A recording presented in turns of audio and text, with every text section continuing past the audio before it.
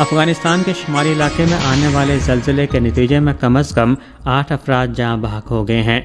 افغانستان کی قدرتی آفات سے نمٹنے کی وزارت کے ترجمان یوسف حامد نے 3 اپریل کو بتایا کہ شمالی علاقے میں اسی روز رات کو آنے والے 5.8 شدت کے زلزلے سے جانی نقصان ہوا۔ یوسف حامد کے جاری کردہ بیان کے مطابق زلزلے کے باعث کابل میں ایک مکان منہدم ہو گیا، جس کے نتیجے میں 8 افراد ہلاک جبکہ ایک بچہ زخمی ہوا۔ رپورٹ کے مطابق 3 اپریل کی رات افغانستان کے شمال میں 5.8 شدت کا زلزلہ آیا، جس کے جھٹکے کابل میں بھی واضح طور پر محسوس کیے گئے۔ زلزلے کا مرکز کابل کے شمال مشرق میں واقع صوبہ بدخشاں میں تھا، جس کا محل وقوع 36.55 درجہ شمالی عرض البلد اور 70.85 درجہ مشرقی طول البلد پر تھا، جبکہ اس کی گہرائی 186.4 کلومیٹر ریکارڈ کی گئی۔ مقامی وقت کے مطابق 3 اپریل کو رائٹرز اور ایپسس گروپ کی جانب سے مشترکہ طور پر جاری کردہ ایک عوامی سروے نتائج سے ظاہر ہوا ہے کہ امریکی عوام ایران کے خلاف امریکہ اور اسرائیل کی جاری فوجی کارروائیوں پر مجموعی طور پر مایوس اور تشویش کا شکار ہیں۔ یہ قومی سطح کا سروے 27 سے 29 مارچ کے دوران کیا گیا، جس میں 1021 امریکی بالغ افراد نے شرکت کی۔ نتائج کے مطابق 56% جواب دہندگان کا ماننا ہے کہ یہ تنازع ان کی ذاتی مالی صورتحال پر منفی اثر ڈالے گا۔ اسی دوران 86% افراد نے امریکی فوجیوں کی سلامتی پر شدید تشویش کا اظہار کیا۔ مشرق وسطیٰ کی صورتحال کے حوالے سے بھی عوامی رائے زیادہ تر منفی رہی، جہاں 52% افراد نے اندازہ ظاہر کیا کہ خطے کا استحکام مزید خراب ہوگا۔ مزید برآں سروے میں یہ بھی سامنے آیا کہ 3/4 سے زائد امریکی شہری ایران کے خلاف زمینی فوج بھیجنے کے حق میں نہیں ہیں۔ میڈیا رپورٹس کے مطابق جاپانی حکومت نے اسلحہ برآمدات سے متعلق قواعد میں نرمی کے منصوبے کو حتمی شکل دے دی ہے، اور امکان ہے کہ رواں ماہ کے دوران دفاعی ساز سامان کی منتقلی کے 3 اصولوں اور ان کے اطلاقی رہنما خطوط میں ترمیم کر دی جائے گی۔ ذرائع کے مطابق حکومت دفاعی ساز سامان کی منتقلی کے 3 اصول اور ان کے اطلاق سے متعلق رہنما ہدایات میں تبدیلی کا ارادہ رکھتی ہے۔ مجوزہ منصوبے کے تحت غیر جنگی مقاصد تک محدود 5 اقسام کے دفاعی ساز سامان کے برآمد کی شرط ختم کر دی جائے گی، اور اصولی طور پر مہلک ہتھیاروں سمیت مکمل تیار شدہ اسلحہ برآمد کرنے کی اجازت دی جا سکے گی۔ اس کے علاوہ تنازعات میں گھری ہوئی ریاستوں کو اسلحہ فراہم کرنے پر عائد پابندی میں بھی استثناء دینے کی گنجائش رکھی جائے گی، جبکہ جاپانی پارلیمان کا کردار جو پہلے ایک طرح کی نگرانی یا روک تھام کا ذریعہ سمجھا جاتا تھا، اب صرف بعد ازاں اطلاع دینے تک محدود رہ جائے گا۔ موجودہ رہنما اصولوں کے تحت جاپان دیگر ممالک کو دفاعی سامان بنیادی طور پر امدادی اور نقل و حمل جیسے غیر جنگی مقاصد کے لیے برآمد کرتا ہے، تاہم پچھلے برس کے اواخر سے ہی حکومت کی جانب سے ان پابندیوں میں نرمی کے اشارے مل رہے تھے۔ جاپانی عوامی حلقوں کا کہنا ہے کہ اس اقدام سے ملک کے آئین میں موجود امن پسندی کے اصول کمزور ہو سکتے ہیں اور خطے میں کشیدگی میں اضافہ ہونے کا خدشہ ہے۔ گزشتہ روز ایران میں مار گرائے جانے والے امریکی F-15E جنگی طیارے میں سوار پائلٹ کی تلاش جاری ہے۔ طیارے میں سوار 2 میں سے ایک پائلٹ کو ریسکیو کر لیا گیا تھا، جبکہ دوسرا تاحال لاپتہ ہے۔ ایرانی سرکاری ٹی وی چینل پر پائلٹ کو زندہ پکڑ کر پولیس یا فوج کے حوالے کرنے پر انعامات کی پیشکش بھی کی گئی ہے۔ لاپتہ پائلٹ کو تلاش کرنے کے لیے بھیجے جانے والے بلیک ہاک ہیلی کاپٹر بھی فائرنگ کی زد میں آئے، لیکن وہ ایرانی فضائی حدود سے بحفاظت نکلنے میں کامیاب رہے۔ ایران نے آبنائے ہرمز کے قریب خلیج فارس میں بھی امریکہ کے A-10 وارٹ ہاک طیارے کو نشانہ بنایا تھا۔ طیارے میں سوار پائلٹ نے خلیج کے اوپر ایجیکٹ کیا، جسے ریسکیو کر لیا گیا تھا۔ اس سے قبل امریکی صدر ڈونلڈ ٹرمپ اور وزیر دفاع پیٹ ہیگزت نے دعویٰ کیا تھا کہ امریکہ کو ایرانی فضائی حدود پر مکمل کنٹرول حاصل ہے، لیکن اب اگر کوئی امریکی فوجی ایران میں زندہ موجود ہو تو امریکہ کے لیے صورتحال زیادہ سنگین ہو جاتی ہے، بالخصوص ایک ایسی جنگ میں جسے امریکی عوام کی زیادہ حمایت حاصل نہیں، اور اس جنگ کے جلد ختم ہونے کے آثار بھی نظر نہیں آ رہے۔ مغربی ایشیا میں جاری تنازع مزید سخت مرحلے میں داخل ہو گیا ہے، جہاں مختلف محاذوں پر بیک وقت حملوں کی خبریں موصول ہو رہی ہیں۔ ایک انتہائی تشویشناک واقعے میں آج ایک میزائل ایران کے بوشہر نیوکلیئر پاور پلانٹ کے احاطے کے قریب آ کر گرا، جس کے نتیجے میں سیکیورٹی یونٹ کا ایک اہلکار ہلاک ہو گیا اور ایک ذیلی عمارت کو نقصان پہنچا۔ بین الاقوامی ایٹمی توانائی ایجنسی IAEA نے ایرانی حکام کے حوالے سے اس واقعے کی تصدیق کی اور کہا کہ حملے کے بعد تابکاری کی سطح میں کوئی اضافہ نہیں ہوا ہے۔ آج ہی ایران کی سپاہ پاسداران انقلاب اسلامی نے اعلان کیا کہ انہوں نے آبنائے ہرمز میں اسرائیل سے وابستہ ایک جہاز کو نشانہ بنایا جس میں آگ لگ گئی۔ ایران نے یہ بھی کہا ہے کہ ضروری سامان لے جانے والے جہازوں کو ایرانی بندرگاہوں تک پہنچنے کے لیے آبنائے ہرمز سے گزرنے کی اجازت دی جائے گی، اگرچہ اس آبی گزرگاہ میں فوجی سرگرمیاں جاری ہیں۔ پیش ہے ایک رپورٹ۔ بوشہر پر یہ حملہ 28 فروری کو جنگ شروع ہونے کے بعد چوتھی بار ہوا ہے۔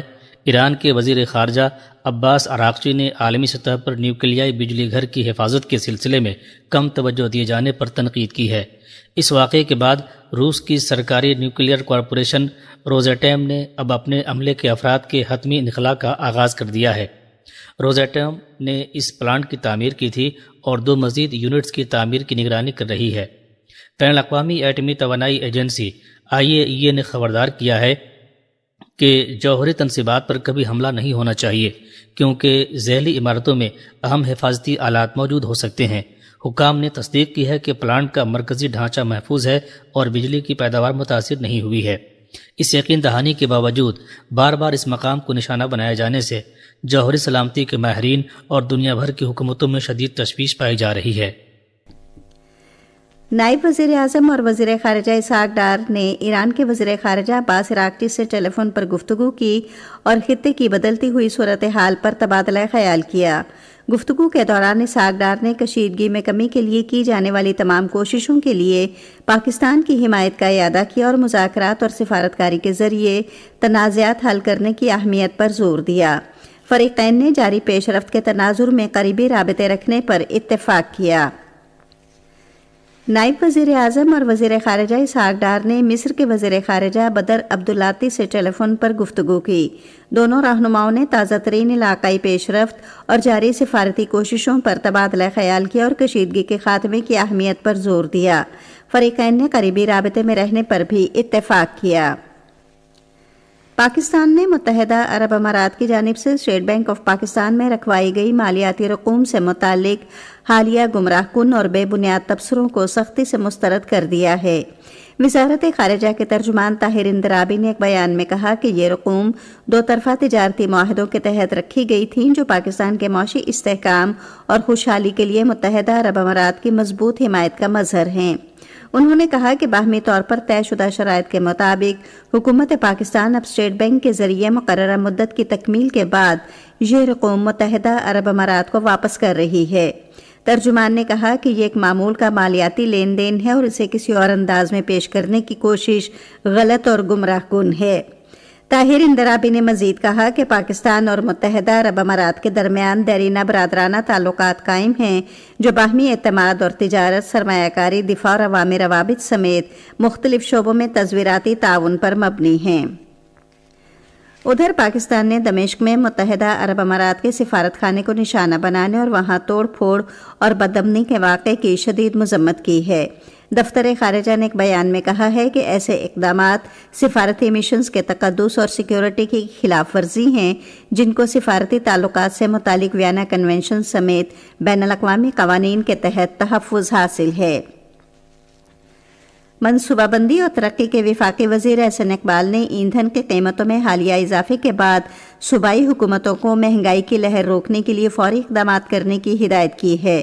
انہوں نے یہ ہدایات نیشنل پرائس مانیٹرنگ کمیٹی کے آن لائن اجلاس کی صدارت کرتے ہوئے جاری کی۔ دنیا بھر میں مسیحی برادری آج ایسٹر منا رہی ہے۔ اس موقع پر گرجا گھروں میں خصوصی دعائیہ تقاریب منعقد کی جا رہی ہیں جنہیں رنگ برنگی جھنڈیوں اور روشنیوں سے سجایا گیا ہے۔ حکومت نے ملک بھر میں گرجا گھروں کی حفاظت کے لیے سیکیورٹی کے جامع انتظامات کیے ہیں۔ وسطی غزہ میں ایک گاڑی کو نشانہ بنائے گئے اسرائیلی فضائی حملے میں ایک فلسطینی شہید اور متعدد زخمی ہو گئے ہیں۔ 11 اکتوبر 2025 کو ہونے والی جنگ بندی کے بعد سے اب تک اسرائیلی خلاف ورزیوں میں 715 فلسطینی شہید اور 1968 زخمی ہو چکے ہیں۔ ادھر جنوبی لبنان پر اسرائیلی حملوں میں کم از کم 2 بچے جاں بحق اور 40 افراد زخمی ہو گئے ہیں۔ آج ضمیر کا عالمی دن منایا جا رہا ہے۔ दिन का मकसद आलमी अमन, रवादारी और बाहमी एहतराम के हुसूल में एक रहनुमा क़ुव्वत के तौर पर अखलाकी शऊर के अहम किरदार को उजागर करना है। मारूफ कव्वाल गुलाम फरीद साबरी की आज 32वीं बरसी मनाई जा रही है। गुलाम फरीद साबरी अपने भाई मकबूल साबरी के हमरा साबरी बरादरान के नाम से मशहूर थे, जिन्होंने कव्वाली के शोबे में बहुत शोहरत हासिल की। मेरा कोई नहीं है तेरे सिवा, भर तो झोली मेरी या मोहम्मद और ताजदार हरम उनकी मशहूर तरीन कव्वालियों में शामिल हैं। वो 1994 में आज के दिन कराची में इंतकाल कर गए। क्रिकेट। रात लाहौर में पाकिस्तान सुपर लीग के एक मैच में इस्लामाबाद यूनाइटेड ने रावलपिंडीज को 7 विकेटों से हरा दिया। रावलपिंडीज ने पहले बैटिंग करते हुए मुकर्ररा 20 ओवर्स में 7 विकेटों के नुकसान पर 156 रन बनाए। इस्लामाबाद यूनाइटेड ने 14.2 ओवर्स में 3 विकेटों के नुकसान पर हदफ हासिल कर लिया। PSL में आज लाहौर में खेले जाने वाले मैच में मुल्तान सुल्तान्स का मुकाबला क्वेटा ग्लैडिएटर से होगा। मैच शाम 7 बजे शुरू होगा। मौसम। महकमे मौसमियात की पेशगोई के मुताबिक आइंदा 12 घंटों के दौरान मुल्क के बेशतर हिस्सों में मौसम खुश्क रहेगा, ताहम शुमाल मगरबी बलूचिस्तान, गिलगित बल्तिस्तान, बालाई खैबर पख्तूनख्वा, कश्मीर और मुल्हका पहाड़ी इलाकों में दोपहर और शाम के औकात के दौरान कहीं कहीं तेज़ हवाएं चलने और गरज चमक के साथ बारिश का इम्कान है। आज सुबह रिकॉर्ड किया गया बाज़ बड़े शहरों का दर्जा हरारत। इस्लामाबाद और गिलगित 10 डिग्री सेंटीग्रेड, लाहौर 17, कराची 23, पेशावर 13, कोयटा 8, मरी 5 और मुजफ्फराबाद 12 डिग्री सेंटीग्रेड। जम्मू कश्मीर में महकमे मौसमियात की पेशगोई के मुताबिक श्रीनगर, जम्मू, लेह, पुलवामा, अनंतनाग, शुपियां और बारामूला में मतला जुज़वी तौर पर अब्रालूद रहने और कहीं कहीं गरज चमक के साथ बारिश मुतवक्के है। आज सुबह रिकॉर्ड किया गया दर्जा हरारत श्रीनगर, अनंतनाग और शुपियां 4, जम्मू 15, लेह -2, पुलवामा और बारामूला में 3 डिग्री सेंटीग्रेड।